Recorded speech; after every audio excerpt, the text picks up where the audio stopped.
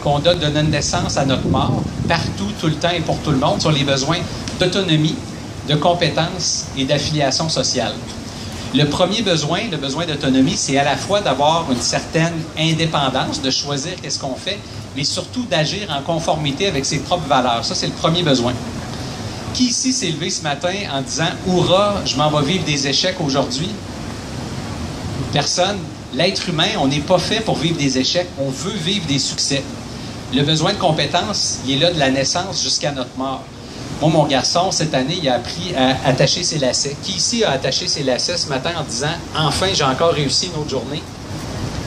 Vous avez passé outre ce stade-là, mais plus tôt dans votre vie, ça leur représentait un défi que vous avez été content de surmonter. Peu importe votre stade de vie ou le stade de carrière, le besoin est là. Donc, votre besoin de compétence en début de carrière ne se manifestera pas de la même façon que plus tard en carrière. Donc, autonomie, compétence. Le troisième besoin, c'est le besoin d'affiliation sociale, le besoin d'avoir des relations interpersonnelles mutuellement bénéfiques. Vous avez vu cette semaine, il y a un travailleur qui est mort sur un chantier. Il y a la firme Gallup aux États-Unis qui fait des enquêtes bien intéressantes. Puis une des questions qu'ils posent aux employés, c'est « Est-ce que vous avez un meilleur ami au travail? » Donc, est-ce que vous êtes capable d'identifier une personne dans vos collègues que c'est un de vos meilleurs amis?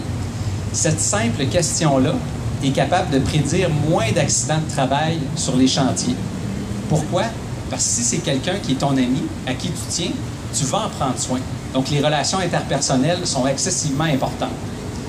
Donc, la recherche démontre que si votre cerveau a les bonnes vitamines pour bien se développer, d'être authentique, efficace, puis d'être respecté, ça va augmenter le plaisir, le sens, ce qui va amener votre tête, votre cœur, puis vos agissements à être positifs dans le temps.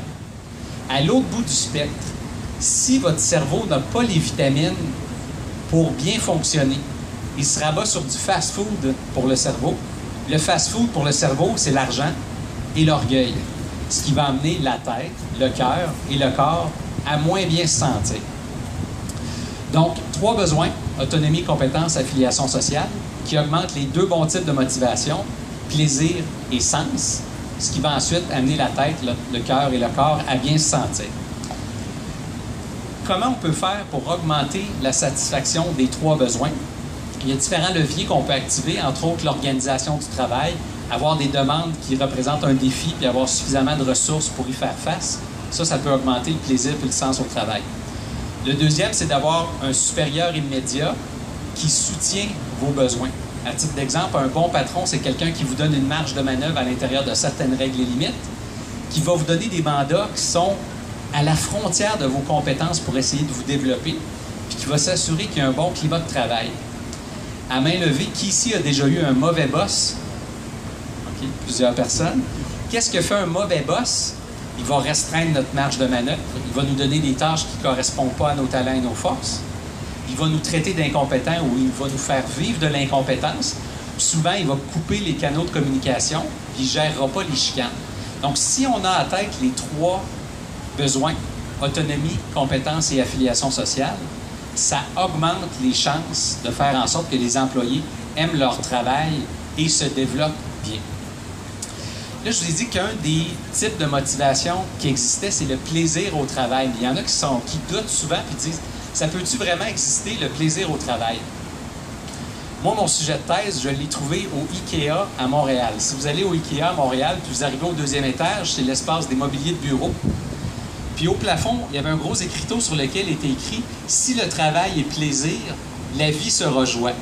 J'ai vu ça, j'ai eu une épiphanie. J'ai dit, moi, c'est ça que je veux faire dans la vie. Je veux savoir c'est qui le monde qui ont du fun, qui aiment ce qu'ils font et qui sont bons. Je vais voir mon directeur de thèse. J'ai dit, Claude, j'ai mon sujet de thèse, j'étais tout excité, j'avais hâte de commencer. Puis il dit, en recherche, on commence bien simplement, on va voir la définition des concepts en premier. C'est une bonne idée, je vais aller voir comment on opérationnalise plaisir. Il dit, non, commence pas par plaisir, tu t'intéresses au travail. Tu vas voir comment ça se définit le travail. J'arrive chez nous, je suis tout enthousiaste, optimiste. J'ouvre le dictionnaire. L'étymologie du mot travail, ça vient du latin trepalium, qui signifie instrument de torture. Donc, plaisir et travail, ça ne semblait pas aller ensemble. Je ferme le petit Larousse, j'ouvre le petit Robert, ça dit état d'une personne qui souffre, qui est tourmentée. Donc, le mot même travail signifie pénible, difficile, souffrance. C'est pas étonnant qu'il y ait tant de gens qui n'aiment pas leur travail et qui vont rêver exagérément, par exemple, à la retraite. En recherche, on est obligé de mettre notre courriel pour que les gens puissent nous rejoindre s'ils ont des questions, etc. J'ai déjà eu le courriel d'un jeune de 24 ans qui dit « Je compte les jours avant ma retraite ». C'est un employé qui était dans une compagnie où il peut travailler 5 jours et être payé 4. Et à chaque 5 ans, tu prends une année off. Mais lui, il voulait accumuler ses années pour prendre sa retraite plus tôt. Donc, il savait quand, en 2050 quelque chose, il allait prendre sa retraite exactement. À tous les jours, ça ne rend pas ça agréable. Donc, quand on n'aime pas notre travail, on rêve exagérément à la retraite ou encore aux vacances. Si vous avez des collègues qui n'aiment pas leur travail, qu'est-ce qui arrive? Qu'est-ce qu'ils disent quand ils reviennent de vacances? Il reste juste 52 semaines avant les autres. OK? Ou les gens qui n'aiment vraiment pas leur travail, ils vont rêver exagérément à leur loisir. Mais, comme je vous l'ai dit d'entrée de jeu, c'est pas vrai qu'on va juste au travail pour récolter un chèque de paye. C'est une raison parmi tant d'autres. Encore plus loin que ça, la recherche va montrer que souvent, les gens ont plus de plaisir au travail que dans leur loisir. Je répète, les gens auraient plus de plaisir au travail que dans leur loisir.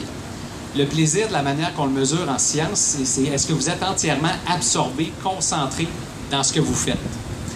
Dans ces enquêtes-là, on donne des pagettes aux gens qui vont sonner de façon aléatoire, puis quand le pagette sonne, vous arrêtez, vous mentionnez qu'est-ce que vous faites, puis vous dites comment vous vous sentez. On échantillonne le vécu des gens. Or, ce qu'on se rend compte, c'est que le travail, ça stimule beaucoup les épisodes d'absorption, de concentration intense. Donc, le travail, c'est difficile, c'est exigeant, mais c'est très récompensant. Dans votre vie personnelle, il peut y avoir ces épisodes d'absorption-là, mais souvent, les épisodes de plaisir sont plus de nature à être ludiques ou passagers, pas nécessairement de l'absorption. C'est vrai qu'il faut avoir deux cases dans notre tête. Il y a le plaisir hédonique, qui est le plaisir qui est important, mais qui est passager. On peut le vivre au travail, puis dans notre vie personnelle. Du plaisir eudémonique, qui va procurer un sens. Donc, pour être parfaitement heureux au travail, pour avoir une carrière réussie, il faut augmenter le dosage à la fois de plaisir et le dosage de sens. Donc, ce sont les deux ingrédients actifs qui vont nous permettre de se maintenir dans le temps. Donc, si on récapitule, il y a 4 grands types de motivation. Plaisir et sens, qui mènent à plein de conséquences positives, puis orgueil et récompense, qui mènent à des conséquences moins positives. Pour augmenter les bons types de motivation puis diminuer les mauvais, il faut satisfaire 3 besoins psychologiques, être parfaitement soi-même, être efficace, puis se sentir respecté.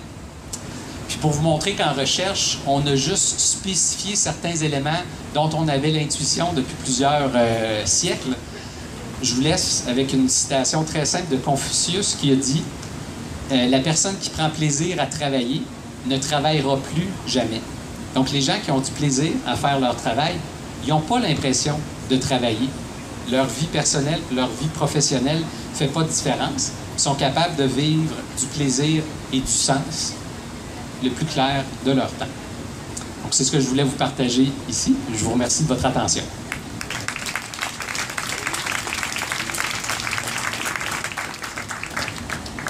Là, c'est le bout que j'aime le plus, c'est les questions. Soyez pas gênés, il y a un micro.